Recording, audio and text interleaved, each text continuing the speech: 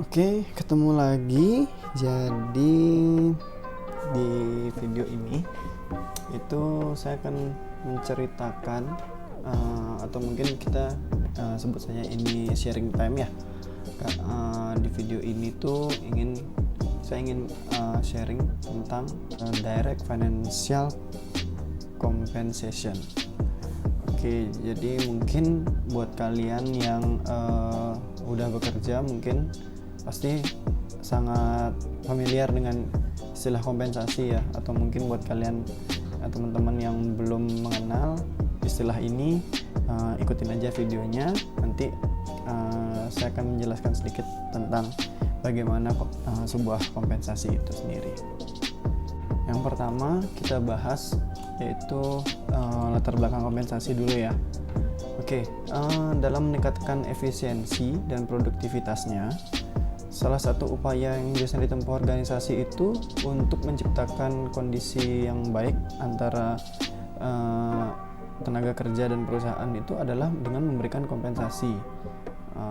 Yang pasti kompensasi yang diharapkan pasti kompensasi yang memuaskan. Dengan memberikan kompensasi itu sendiri, organisasi itu bisa meningkatkan sebuah prestasi kerja, motivasi, atau kepuasan kerja seorang karyawan. Oke, seorang karyawan itu harus menerima haknya sebagai karyawan, yaitu mendapatkan imbalan atau kompensasi setelah mereka melaksanakan kewajiban-kewajiban yang diberikan oleh perusahaan itu kepada karyawan. Jadi definisi kompensasi itu bisa dibilang sebagai segala sesuatu yang yang diterima karyawan sebagai balasan jasa untuk kerja mereka dalam perusahaan. Masalah kompensasi ini biasanya itu sangat kompleks. Jadi kompensasi yang didapat itu memiliki banyak kaitan berdasarkan faktor A atau faktor B dan lain-lain. Namun hal ini cukup penting bagi karyawan maupun bagi perusahaan itu sendiri. Kompensasi finansial langsung adalah pembayaran berbentuk uang yang diterima oleh karyawan, diterima juga secara langsung dalam bentuk gaji atau upah, tunjangan ekonomi, bonus, atau komisi. Kompensasi ini sangat penting bagi karyawan itu sendiri sebagai individu, karena besarnya kompensasi itu merupakan pencerminan atau ukuran nilai pekerjaan karyawan itu dan kepuasan kerja karyawan juga. Apabila kompensasi diberikan secara tepat dan benar pada karyawan, akan memperoleh nilai kepuasan yang pas bagi karyawan. Jadi karyawan itu bisa termotivasi atas kompensasi yang diterima oleh karyawan. Dan jika karyawan sudah termotivasi, maka secara otomatis akan meningkatkan produktivitasnya dalam perusahaan dalam mencapai target sebuah perusahaan itu sendiri. Justru sebaliknya, jika kompensasinya juga dirasa kurang tepat atau tidak tepat sasaran atau kurang memuaskan, justru karyawan akan merasa lesu, lemas mungkin, atau tidak bersemangat, otomatis juga akan mengganggu suatu perusahaan untuk mencapai tujuan perusahaan itu sendiri. Oke, seperti yang saya jelaskan tadi, kompensasi itu apa? Kompensasi itu adalah total semua imbalan yang diberikan kepada karyawan sebagai imbalan atas pekerjaan mereka. Pada prinsipnya sih seperti itu. Oke, kompensasi itu memiliki fungsi penting dalam manajemen sumber daya manusia, karena itu kompensasi itu merupakan salah satu aspek yang paling sensitif dalam hubungan kerja.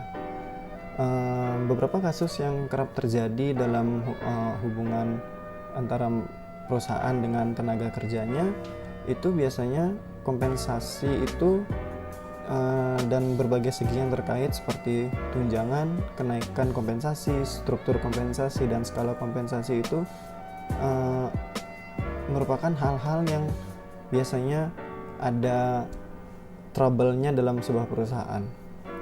Jadi mungkin beberapa dari kita tahu dalam ke dunia nyatanya itu masih banyak beberapa perusahaan yang belum memahami secara benar bagaimana sebuah sistem kompensasi. Sistem kompensasi itu bisa membantu dalam memberi penguatan terhadap nilai-nilai kunci organisasi serta memfasilitasi pencapaian tujuan dari organisasi sendiri.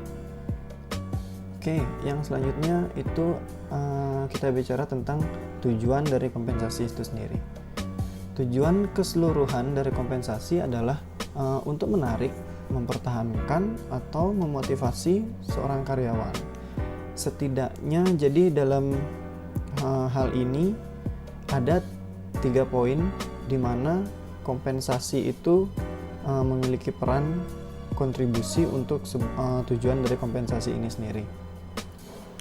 Yang pertama, sebuah upah atau bayaran itu membantu menentukan standar hidup seseorang. Jadi gaji atau bayaran atau upah yang lebih tinggi itu memungkinkan seseorang untuk memenuhi kebutuhan mereka, mulai dari yang paling dasar seperti mungkin makanan, tempat tinggal, daripada mereka seorang karyawan yang memiliki penghasilan lebih rendah. Juga gaji yang lebih tinggi itu bisa memungkinkan orang untuk mungkin liburan dengan keluarga dalam beberapa kurun waktu yang terjadwal, misalkan seperti liburan setahun 2 kali atau lain sebagainya. Bisa juga untuk memiliki mobil mewah atau yang lain-lain.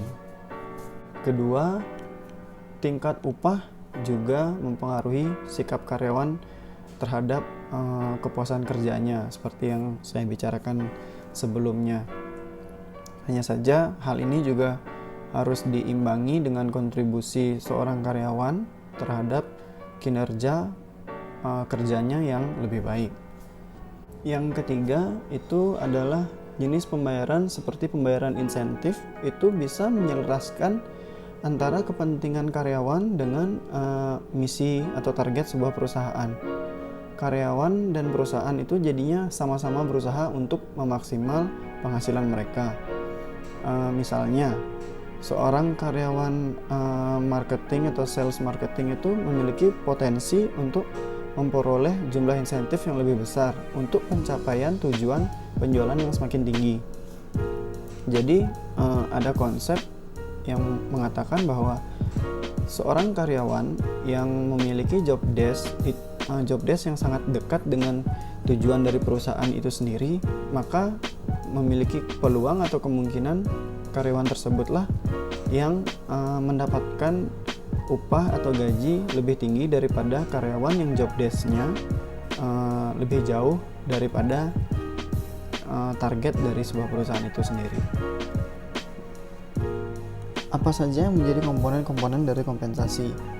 Kompensasi itu bisa kita bagi menjadi 2. Yang pertama adalah kompensasi finansial dan yang kedua adalah kompensasi non-finansial. Pertama kita bahas tentang kompensasi finansial secara langsung. Kompensasi finansial langsung ini adalah total dari semua imbalan yang diberikan kepada karyawan sebagai imbalan atas kerja atau layanan mereka. Terdiri dari gaji yang diterima seseorang dalam bentuk yang pertama adalah upah, yang kedua adalah gaji, yang ketiga adalah komisi, yang keempat adalah bonus. 4 nilai ini cukup terdengar mirip, namun berdasarkan buku yang saya baca, 4 nilai ini memiliki arti yang berbeda. Selanjutnya kita bahas tentang apa aja perbedaan dari 4 nilai tadi. Yang pertama adalah upah. Upah itu gaji, kompensasi atau upah berupa uang dan sebagainya yang dibayarkan untuk membalas jasa atau sebagai pembayar tenaga yang sudah dikeluarkan oleh karyawan untuk mengerjakan job desk-nya di perusahaan itu. Tingkat upah ini seperti yang saya katakan sebelumnya dapat mempengaruhi sikap karyawan seperti kepuasan kerja atau motivasi dari seorang karyawan dalam melaksanakan pekerjaan mereka di perusahaan itu.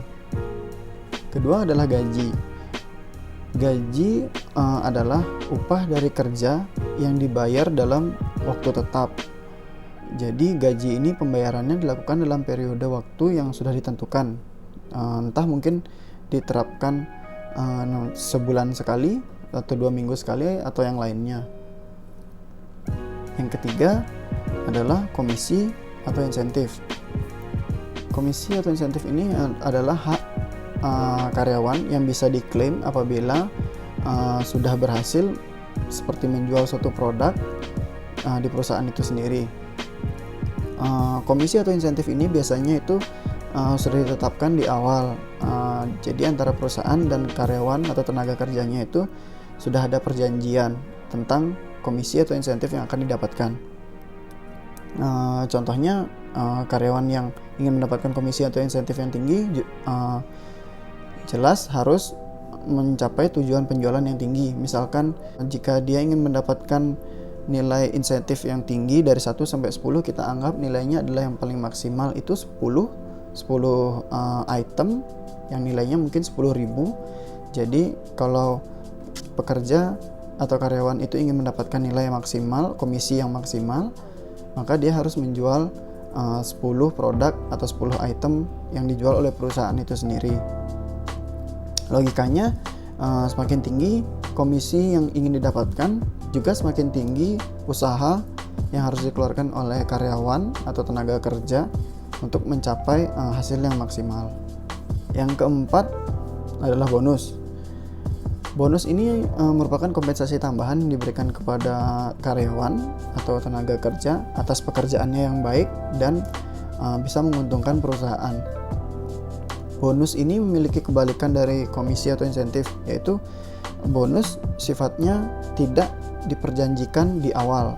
Jadi bonus ini bisa didapatkan oleh karyawan berdasarkan kemauan atau keinginan dari atasan perusahaan itu sendiri.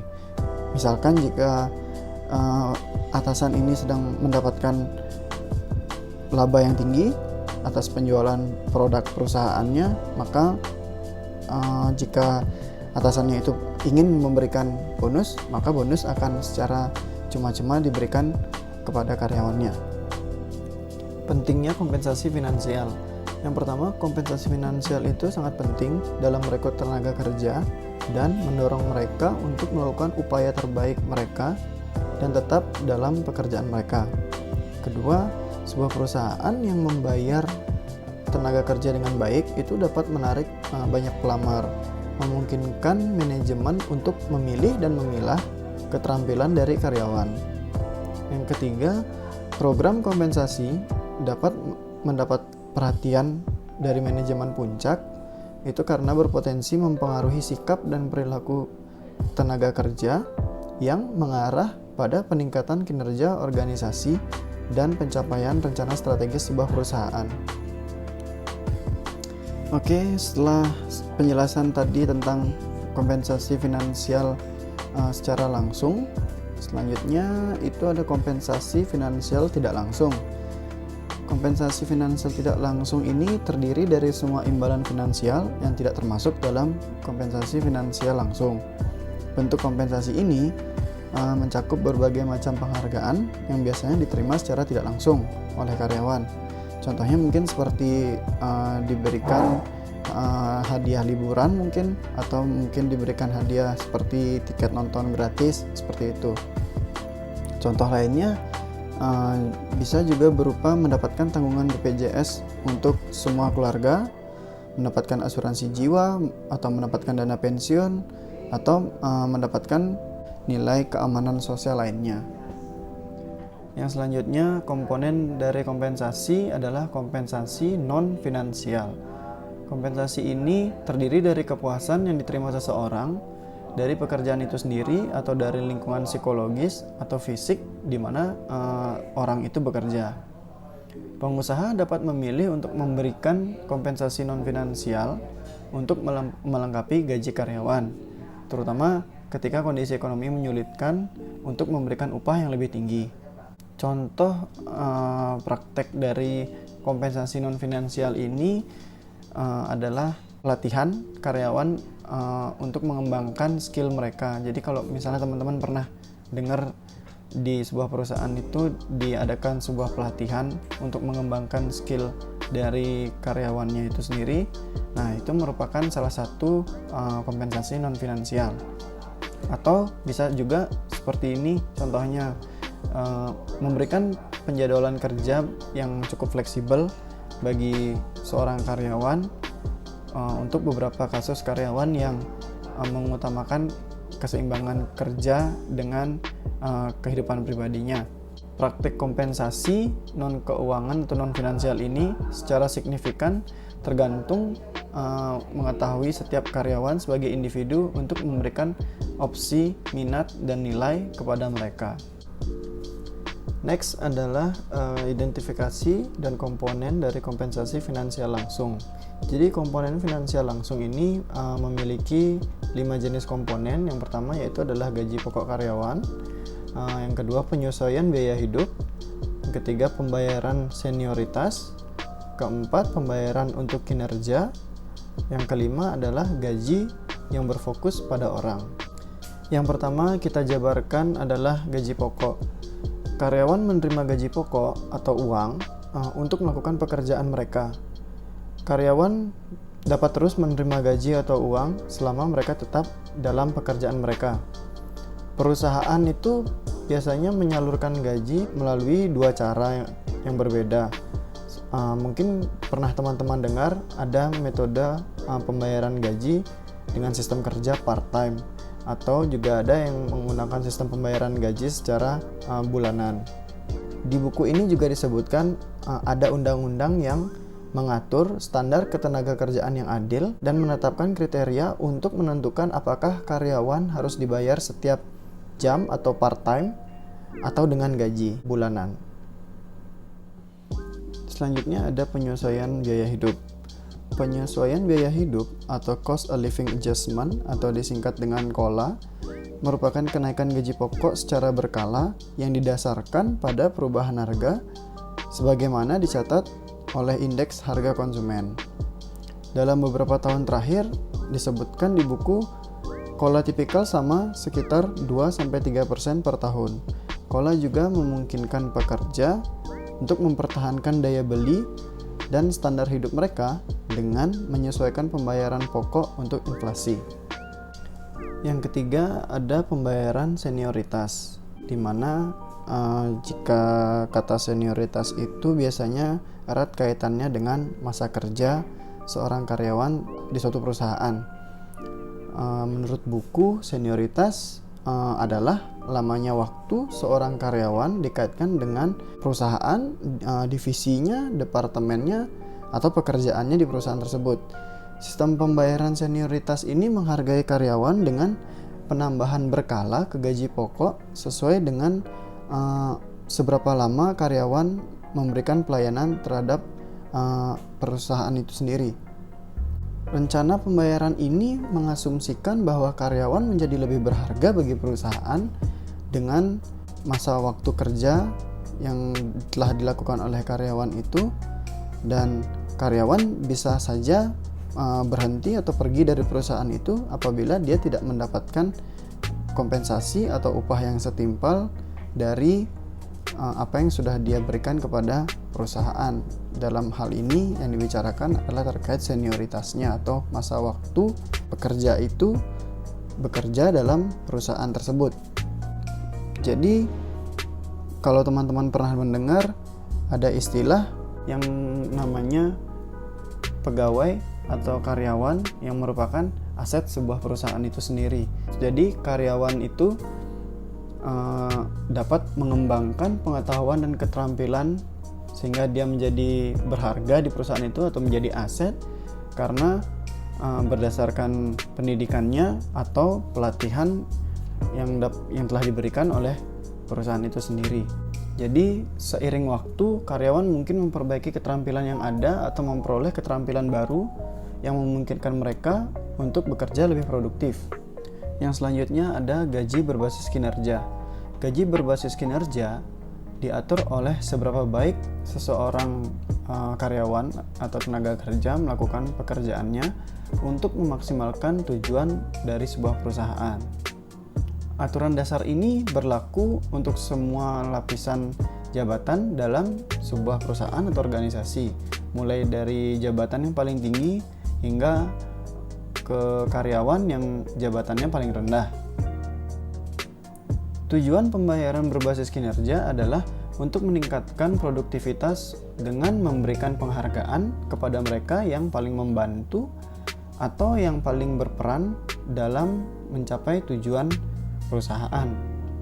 Hal ini didasarkan pada asumsi bahwa dengan diberikan insentif yang tepat, sebagian besar karyawan itu akan bekerja lebih keras dan lebih pintar. Karena dalam hal ini biasanya dalam sebuah perusahaan itu kita contohkan jika ada job desk A, lalu di job desk A itu ditugaskan sekitar 5 orang, misalnya 5 orang pekerja untuk menyelesaikan job desk A. Nah, di dunia nyata seringkali terjadi dari 5 pekerja yang menyelesaikan job desk A ini akan memberikan sebuah kinerja yang berbeda-beda menurut skill mereka, menurut pendidikan mereka seperti apa. Nah, jadi dari 5 pekerja ini kita lihat mana pekerja yang mampu menyelesaikan job desk A dengan baik. Nah, dari situ sistem pembayaran berbasis kinerja ini akan dilakukan. Jadi karyawan yang menyelesaikan tugas job desk A dengan kurang baik, maka dia akan mendapatkan gaji berbasis kinerja yang paling kecil, begitu juga sebaliknya. Oke, untuk pembayaran gaji berbasis kinerja, ini ada beberapa penjabaran lagi. Yang pertama saya jelaskan itu tentang merit pay. Merit pay itu adalah kenaikan gaji yang ditambahkan ke gaji pokok karyawan berdasarkan tingkat kinerjanya. Jadi pembayaran gaji berbasis kinerja ini itu langsung ditambahkan ke dalam gaji pokok karyawan. Implikasi dari konsep merit pay itu menyatakan jika seseorang memiliki kinerja yang baik, maka akan memperoleh imbalan yang lebih tinggi. Begitu pula juga sebaliknya. Jadi, jika terdapat karyawan yang mampu menyelesaikan tugas-tugas di perusahaan dengan cara yang lebih baik atau kreatif daripada pekerja yang lain, maka akan dinilai kinerjanya ini lebih baik daripada pekerja yang lain, sehingga memungkinkan pekerja tersebut mendapatkan merit pay. Untuk mengetahui kinerja karyawan tersebut tinggi atau tidak, diperlukan sebuah penilaian yang baik dari pihak manajemen. Sebab jika sistem penilaiannya tidak baik, maka penerapan merit pay juga tidak akan menjadi efektif. Jadi salah satu kunci untuk bekerjanya sistem merit pay akan bertergantung pada seberapa baik sistem penilaian bekerja atau penilaian kerja atau performance appraisal dalam organisasi tersebut. Pembayaran gaji atau pemberian gaji yang berbasis kinerja juga menjelaskan tentang merit bonus. Merit bonus ini mirip dengan merit pay, hanya saja bisa kita lihat di sini ada kata bonus seperti yang sudah saya jelaskan tadi, bahwa bonus biasanya sifatnya tidak sering, mungkin hanya sekali atau 2 kali dalam 1 tahun. Nah, untuk merit bonus ini biasanya gaji yang diberikan itu tidak dimasukkan ke dalam gaji pokok. Asumsinya sama seperti merit pay, jadi pekerja yang mana yang bisa menyelesaikan tugas dengan baik, memberikan performance yang baik, lebih produktif ketimbang pekerja yang lain, maka sangat memungkinkan jika mereka bisa mendapatkan merit bonus. Untuk selanjutnya itu ada pembayaran insentif. Insentif membayar karyawan untuk sebagian atau sepenuhnya mencapai tujuan kerja yang telah ditentukan. Jadi pembayaran insentif itu sama seperti tadi yang saya jelaskan, yaitu pembayaran kompensasi terhadap individu. Untuk pembagiannya, yang pertama itu ada rencana insentif individu. Salah satunya adalah piecework, di mana rencana pembayaran insentif ini karyawan akan dibayar untuk setiap unit yang mampu mereka hasilkan.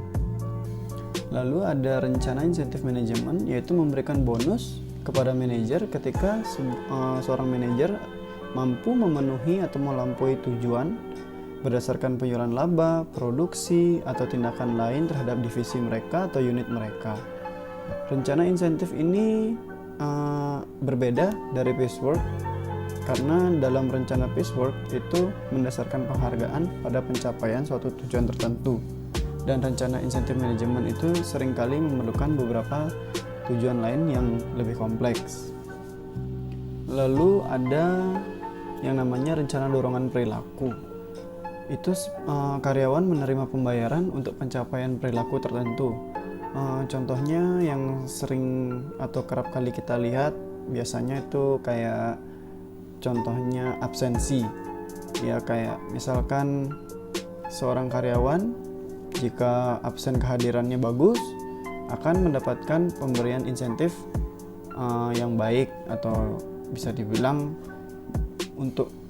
cukup untuk menambahkan uang makan atau gaji pokok. Jadi absen ini biasanya juga memiliki goals tertentu, memiliki nominal tertentu sesuai dengan yang sudah ditentukan oleh perusahaan. Jadi kalau misalnya mau mendapatkan insentif yang full, itu harus melaksanakan absensi yang full juga. Kalau misalkan ada bolong atau ada absen yang tidak terisi, jadi akan mendapatkan sebuah potongan, otomatis insentifnya yang didapatkan juga tidak penuh.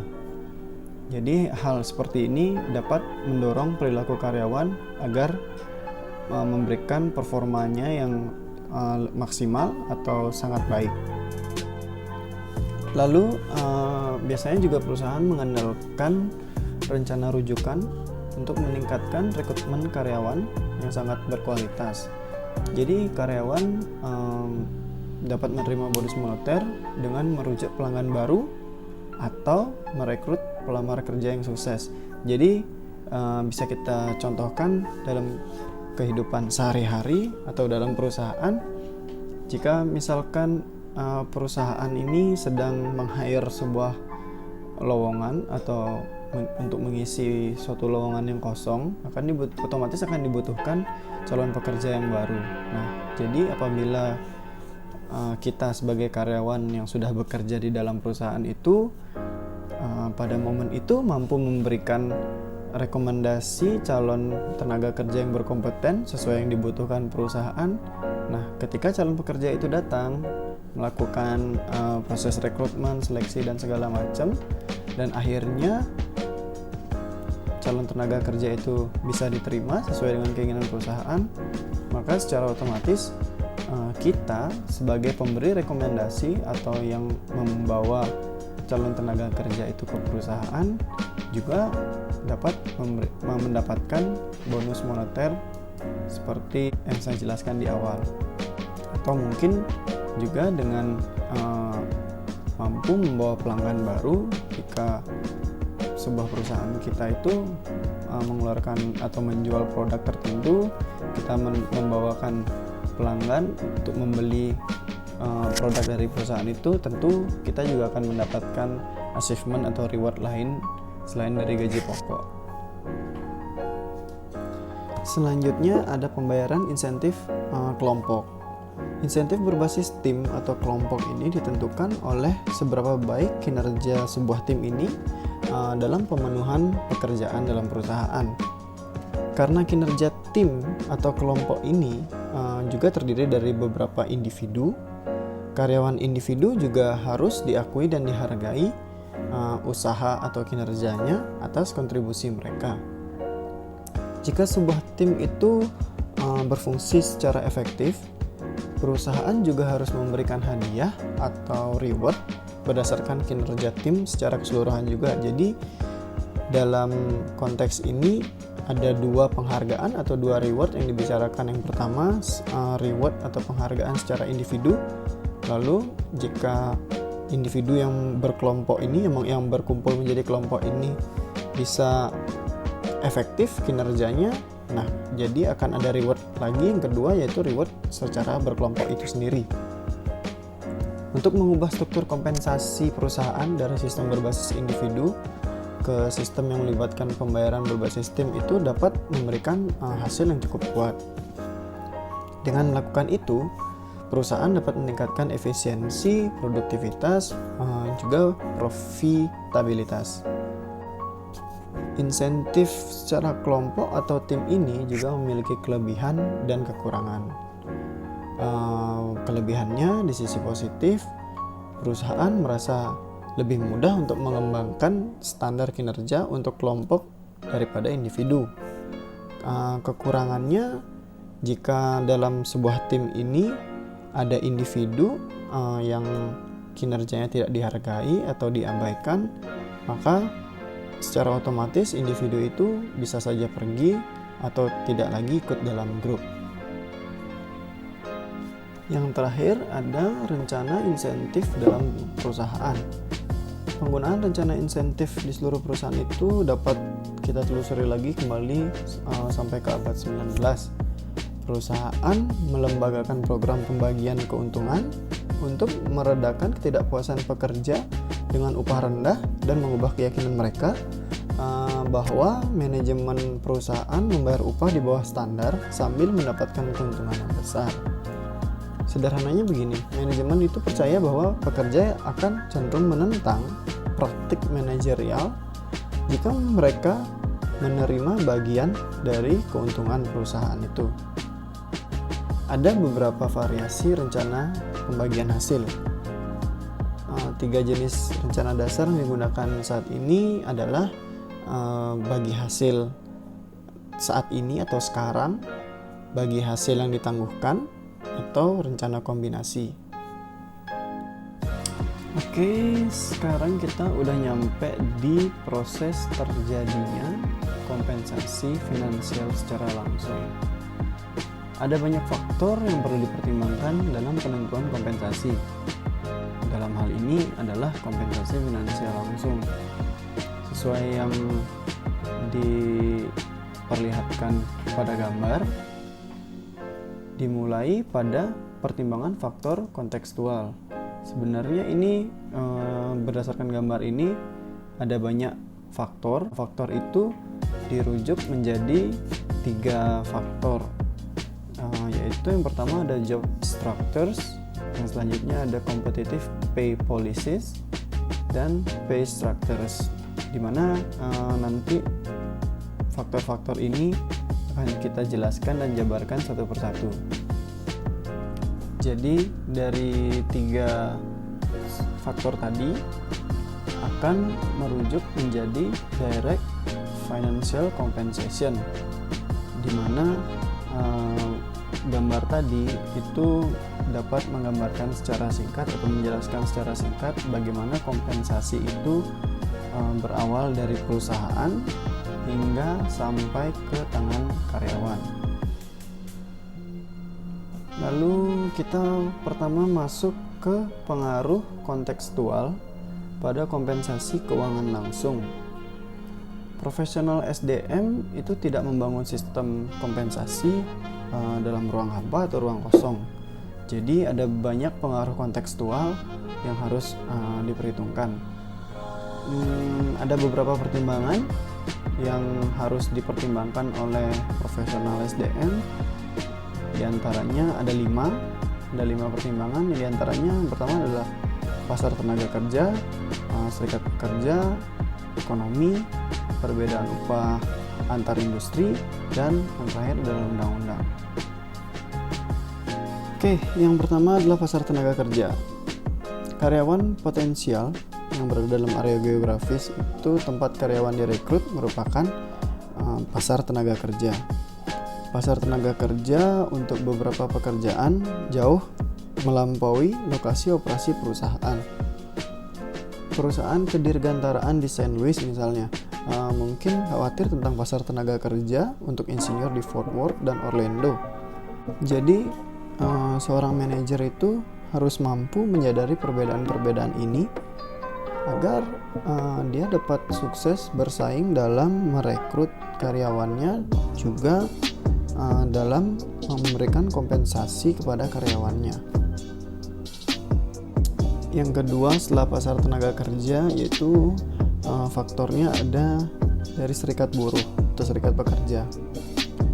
Undang-undang hubungan perburuhan nasional itu menyatakan dukungan legislatif dalam skala luas untuk hak karyawan untuk berorganisasi dan terlibat dalam perundingan bersama. Selanjutnya, yang ketiga adalah ekonomi. Ekonomi itu pasti mempengaruhi keputusan kompensasi finansial ya. Yang keempat adalah perbedaan upah antar industri. Dalam pasar tenaga kerja yang kompetitif, itu perusahaan berusaha untuk menarik dan mempertahankan individu-individu terbaik untuk pekerjaan sebagian dengan menawarkan paket upah atau tunjangan yang menguntungkan. Yang kelima itu adalah legislasi. Undang-undang federal dan negara bagian juga dapat mempengaruhi jumlah kompensasi yang diterima seseorang dan bagaimana jumlah itu dapat ditentukan. Nah, dari 5 faktor yang barusan saya jelaskan itu, dari 5 faktor itu membentuk lagi 3 faktor utama yang setelah ini akan saya jelaskan 3 faktor itu apa saja. Oke, dari 3 faktor yang dibentuk itu yang pertama kita menjelaskan tentang membangun struktur pekerjaan menggunakan evaluasi pekerjaan. Struktur pekerjaan ialah seperangkat pekerjaan yang dipesan yang mewakili struktur pekerjaan atau hierarki, yaitu pekerjaan yang membutuhkan kualifikasi lebih tinggi itu lebih banyak tanggung jawab, dan juga tugas pekerjaan yang lebih kompleks harus dibayar lebih atau dibayar lebih banyak daripada pekerjaan yang membutuhkan kualifikasi yang lebih rendah, atau juga daripada pekerjaan yang tanggung jawabnya lebih sedikit dan tugas pekerjaan yang kurang rumit. Struktur kerja yang konsisten secara internal mengakui secara formal perbedaan karakteristik pekerjaan yang memungkinkan manajer kompensasi itu menetapkan upah yang sesuai dengan profesional SDM. Struktur kerja yang konsisten secara internal mengakui secara formal perbedaan karakteristik pekerjaan yang memungkinkan manajer kompensasi untuk menetapkan upah yang sesuai. Profesional SDM menggunakan evaluasi kerja secara sistematis untuk mengenali perbedaan dalam nilai relatif di antara serangkaian pekerjaan dan untuk menetapkan perbedaan upah yang sesuai. Ketika dilakukan dengan benar, evaluasi pekerjaan membantu menghilangkan ketidaksetaraan upah internal yang ada karena struktur upah yang tidak logis. Misalnya, itu terjadi ketidakadilan pembayaran terhadap seorang pengawas ruang surat misalnya, itu mendapatkan kompensasi atau upah yang lebih tinggi dari seorang kepala akuntan. Nah, untuk alasan yang jelas, organisasi itu lebih suka ekuitas pembayaran internal. Dalam hal ini cukup jelas, tidak logis rasanya atau tidak mungkin seorang pengawas ruang surat yang mungkin tanggung jawab atau job desk-nya lebih ringan, lebih sedikit atau lebih kecil daripada seorang akuntan kepala atau kepala akuntan, itu dia mendapatkan upah atau kompensasi yang lebih tinggi daripada seorang yang memiliki memiliki tanggung jawab, job desk, dan pekerjaan yang lebih rumit. Namun ketika tingkat upah pekerjaan itu pada akhirnya ditentukan untuk bertentangan dengan tingkat pasar, yang terakhir itu hampir pasti akan diutamakan. Evaluasi pekerjaan mengukur nilai pekerjaan dalam hal administrasi daripada ekonomi. Yang terakhir itu hanya dapat ditentukan oleh pasar dan diketahui melalui survei kompensasi. Dalam hal ini, ada beberapa metode-metode yang perlu diperhatikan terkait dengan membangun struktur pekerjaan menggunakan evaluasi pekerjaan. Yang pertama adalah metode pemeringkatan. Metode pemeringkatan itu adalah yang paling sederhana dari 4 metode evaluasi pekerjaan. Yang kedua adalah metode klasifikasi. Metode klasifikasi melibatkan atau mendefinisikan sejumlah kelas atau nilai untuk menggambarkan sekelompok pekerjaan. Lalu yang ketiga ada metode perbandingan faktor. Metode perbandingan faktor itu agak lebih terlibat daripada 2 metode kualitatif yang dibahas sebelumnya, yaitu seperti klasifikasi dan pemeringkatan. Metode perbandingan faktor evaluasi itu mengasumsikan bahwa ada 5 faktor universal yang terdiri dari pertama itu persyaratan mental, keterampilan, persyaratan fisik, tanggung jawab, kondisi kerja, dan evaluator membuat keputusan tentang faktor-faktor ini secara independen. Lalu metode yang terakhir adalah metode poin. Dalam metode poin itu penilai menetapkan nilai numerik untuk faktor pekerjaan tertentu seperti pengetahuan yang diperlukan, dan jumlah nilai-nilai ini memberikan penilaian kuantitatif dari nilai relatif pekerjaan. Baik, untuk faktor selanjutnya adalah kebijakan kompensasi kompetitif. Kebijakan kompensasi mengacu pada pilihan yang dibuat oleh para profesional. Kompensasi untuk mempromosikan keunggulan kompetitif. Secara luas, pilihan kebijakan itu dibuat tentang tingkat pembayaran dan campuran pembayaran.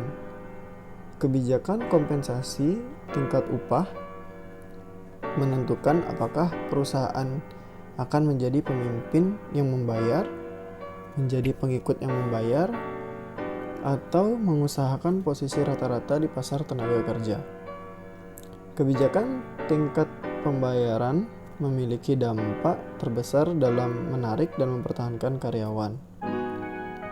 Kebijakan kompensasi gaji campuran mengacu pada kombinasi kompensasi finansial langsung dan tidak langsung, serta komponen manfaat karyawan yang merupakan paket dari kompensasi karyawan.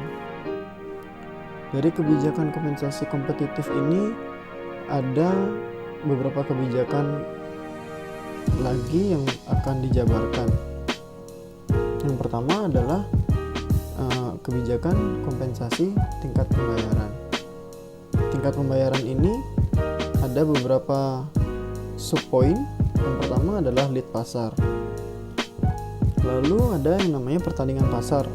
Yang terakhir itu adalah lag pasar. Selanjutnya itu ada tentang bauran pembayaran. Yang ketiga, penilaian terhadap kemampuan perusahaan itu dalam membayar. Penilaian organisasi tentang kemampuannya membayar itu juga merupakan faktor penting dalam menentukan tingkat upah atau kompensasi. Perusahaan yang berhasil secara finansial itu cenderung memberikan kompensasi yang lebih tinggi daripada rata-rata. Namun kekuatan organisasi itu hanya menetapkan batas dari apa yang akan dibayarkannya. Untuk sampai pada tingkat pembayaran tertentu, manajemen itu harus mempertimbangkan faktor-faktor lain. Oke, yang ketiga atau yang terakhir dari 3 faktor utama itu adalah struktur pembayaran yang kompetitif di pasar, penetapan harga pekerjaan menggunakan survei kompensasi.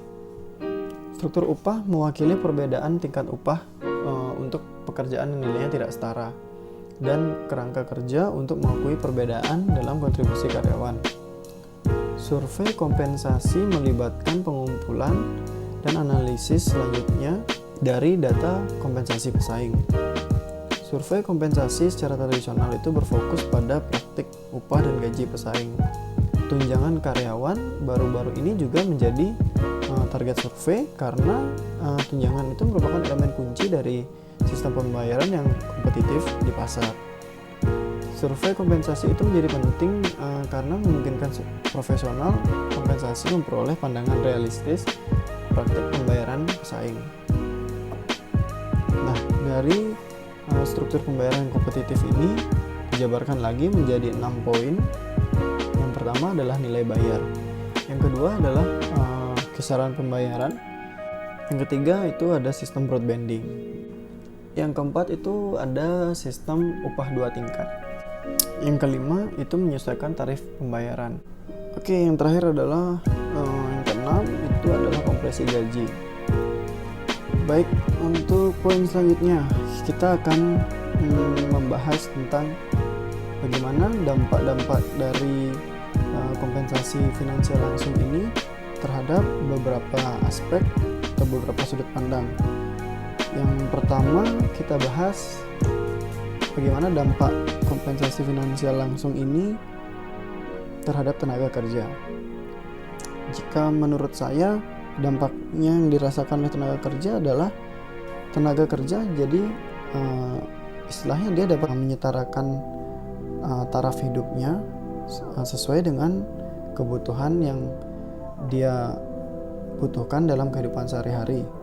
Contohnya seorang tenaga kerja mengisi taraf hidupnya seperti memenuhi kebutuhan primer, kebutuhan sekunder, bahkan dapat memenuhi kebutuhan tersiernya. Dan juga dampak dari kompensasi finansial langsung ini bagi tenaga kerja dapat kita lihat atau dapat dijadikan sebuah motivasi kerja bagi seorang tenaga kerja dalam perusahaan. Jadi seperti yang dibahas di awal disebutkan ada kompensasi berupa insentif dan berupa bonus. Jadi insentif itu seperti yang dijelaskan di awal, itu insentif adalah sebuah kompensasi yang disepakati bersama oleh perusahaan di awal. Jika seorang tenaga kerja dapat memenuhi target untuk mendapatkan sebuah insentif atau komisi, otomatis akan mendapatkan income atau kompensasi yang lebih daripada gaji pokok. Dan hal itu juga dapat meningkatkan kesejahteraan pribadi seorang tenaga kerja.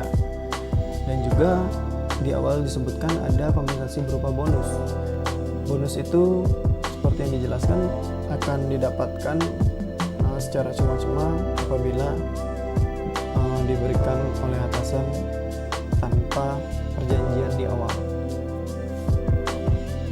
Untuk dampak selanjutnya, dampak kompensasi finansial langsung ini berdasarkan dari aspek serikat kerja, yaitu kompensasi finansial langsung ini dapat menyatukan apa yang menjadi keinginan dari serikat pekerja dan apa yang menjadi keinginan dari perusahaan. Jadi kadang yang terjadi di lapangan adalah terjadi miskomunikasi antara apa yang serikat kerja inginkan dan bagaimana kebijakan sebuah perusahaan itu ditetapkan atau dijalankan.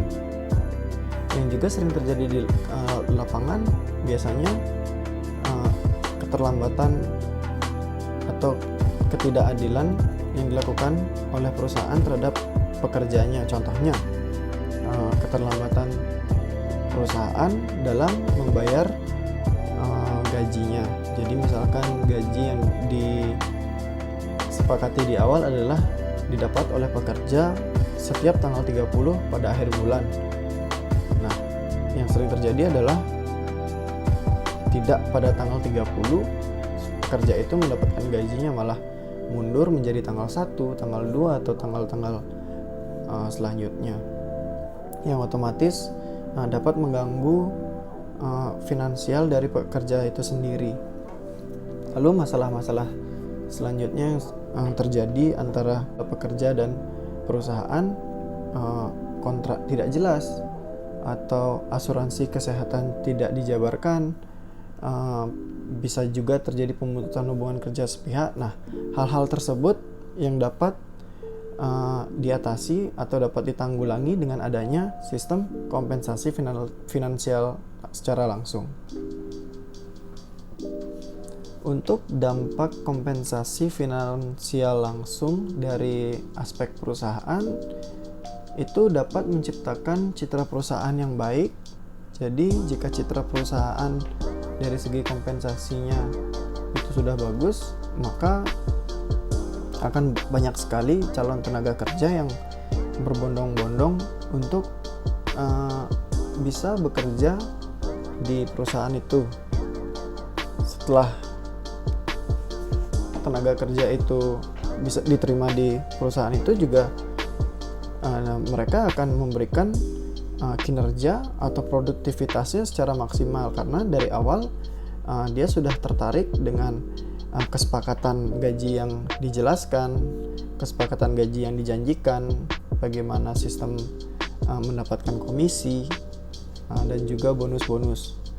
Bisa juga menjadi sebuah motivasi agar tenaga kerja itu bisa bekerja dengan maksimal, sehingga juga dia bisa mendapatkan hasil yang maksimal dari perusahaan itu, dan perusahaan juga mendapatkan citra yang sangat bagus di mata masyarakat atau di media dan segala macam. Yang terakhir itu adalah dampak kompensasi finansial langsung dari aspek ekonomi. Oke, dari segi ekonomi akan sangat jelas menyebabkan hubungan ekonomi atau pergerakan ekonomi menjadi lebih lancar, karena tenaga kerja itu mendapatkan kompensasi yang baik dan secara langsung. Jadi tenaga kerja itu bisa membantu perputaran roda ekonomi menjadi lebih lancar, karena masyarakat atau tenaga kerja itu memiliki daya beli yang cukup, sehingga roda perputaran ekonomi dari pedagang dan pembeli itu menjadi lancar tanpa hambatan, dan perputaran ekonomi juga akan berlangsung dengan sangat cepat. Selanjutnya adalah apa saja yang menjadi kelebihan dari kompensasi finansial langsung. Beberapa poin yang dapat kita jabarkan dalam kelebihan kompensasi finansial langsung ini. Yang pertama, jelas dapat memacu karyawan atau tenaga kerja untuk meningkatkan kinerjanya. Dengan melihat kompensasi, bagaimana sistem kompensasi di perusahaan itu, jelas tenaga kerja akan membesarkan niat dan semangatnya serta usahanya dalam melaksanakan tugas yang diberikan oleh perusahaan. Otomatis secara produktivitas juga akan sangat meningkat. Jadi akan terjadi hubungan timbal balik yang sangat baik antara perusahaan dan tenaga kerja itu sendiri. Yang kedua, kompensasi yang secara langsung ini, kompensasi finansial langsung ini akan membantu perusahaan untuk mendapatkan atau memperoleh karyawan yang berkualitas, karena untuk bisa bekerja di sebuah perusahaan yang menerapkan kompensasi finansial langsung ini pasti akan memiliki standar atau regulasi yang tidak sembarangan. Hanya tenaga kerja yang benar-benar berkompeten yang akan lolos dalam seleksi ataupun rekrutmen perusahaan yang bagus ini.